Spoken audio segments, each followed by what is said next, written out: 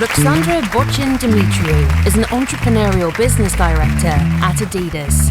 With 19 years of experience in digital, she excels in marketing, strategy, innovation, and business modeling. She is successful in sales, branding, and in-house digital agency programs, cultivating impactful teams for outstanding results. So, Ruxandra, warm welcome on stage. Hello. Good to have you here. Well, yeah. Great to be here. What a great dress!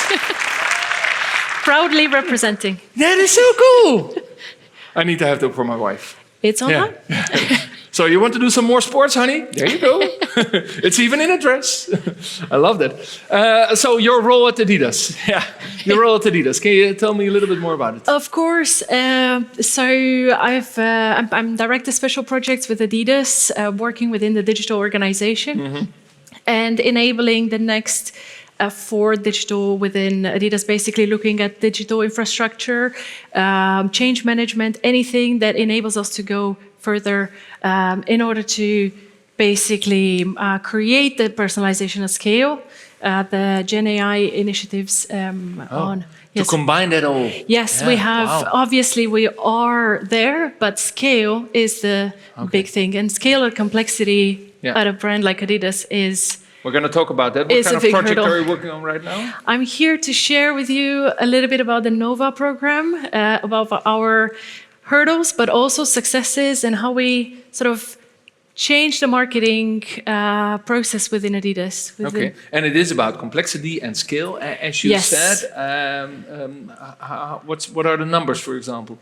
Well, so for us, we create around 3 million assets every year without considering all the localizations and all the things that are happening. There's around almost 2,000 people that are touching these things throughout their lifespan. So from like planning and briefing and actual over 100 agencies that in different respects they're creating the content. But also we work with a lot of athletes and content creators. And I mean, you have to imagine Adidas, it's all content for Adidas. It's also about the sport and the actual move within the sport. So the complexity around there, just by the type of content, are enormous. And on top of that, we were not prepared because we were having within the marketing end-to-end process around 50 platforms that were not talking to each other. And yes, you can do a lot. You can do a lot of personalization. You can do a lot of Gen AI and all things. But you cannot do at scale if these things don't talk to each other. And this is in markets all over the world? We're talking globally, yes. So this is a program that goes, And 3,000 athletes with 3,000 managers. Yes, of course. They got something to say.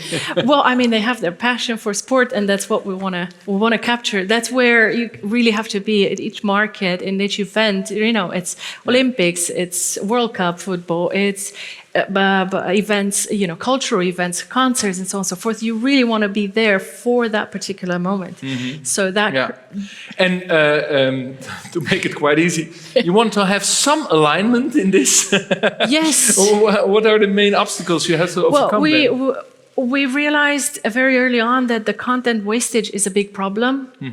Also transparency, because you know, we knew as an internal creative agency within digital, we knew what we were creating, but we realized pretty early on not everybody, as much as we tried, was having access. Similarly, we were not aware of what other people were doing, and so these were the hurdles to start with. Yeah, and you started 6 years ago already. I think the first organic moment was around 2017, 2018, when within digital we realized we have to get this done, because otherwise we're not going to be able to keep up with the future. At the same time, you cannot change a brand like Adidas from one team alone. So we connected forces with procurement, who were looking at this problem from a slightly different angle, then with brand, finally with tech. And in 2020, we had this really organized and clear business case, bottom up. So it was not something that came from above. And so you had the view and the idea that you needed digital transformation to cope with the competitors, for example. But the first 3 years were in-house, were within the company, within Adidas, bottom up, working on some kind of transition and a business model for it. Working up, realizing that if we are to change the whole end-to-end marketing process, we really have to be, like the whole company has to be, to want to do it. Yeah. Otherwise, it's just too big to happen. Yeah. Wow. And so that was in 2020? In 2020, we had the program with the board, and it was signed off, and it became a priority. 2021 was all about finding the vendors. So we looked in the market, I think 12 or more companies in the RFI, RFP.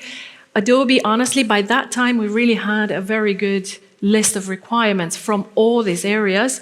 So just have to say, fair and square, absolutely the best on everything that we needed. So no politics, right? Everybody wanted this change. The technology, great, and also the relationship with IBM X, great. Yeah, because you're working with IBM as well. And how did technology help you then to build a solid foundation? What happened then? Well, from this point of view, all was great. Because 70% of change management projects and at this scale, more probably are failing. So these kind of first, problematic areas were all covered for us. Mm-hmm. The part that was actually giving us the hurdles were how huge this change was. Mm-hmm. And it wasn't just, people sometimes push back on change management. No, I don't want to be the first team, try somewhere else. No, I don't want to be the first market. We didn't have that. Everybody wanted to be... In a sports organization, everybody wants to be first.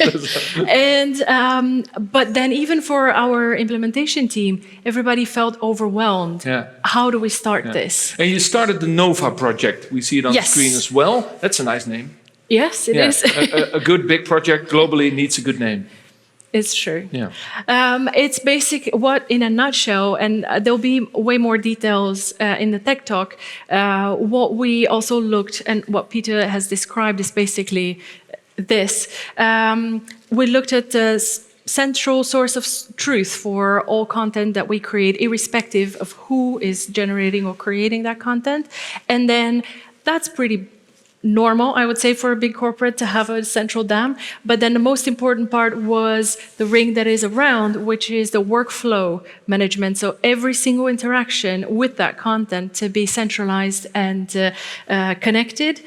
And you'll hear a little bit more of how complex this particular piece actually is. I understand, but where are you now? All the agencies and athletes and creatives in the world have to work in this circle, or?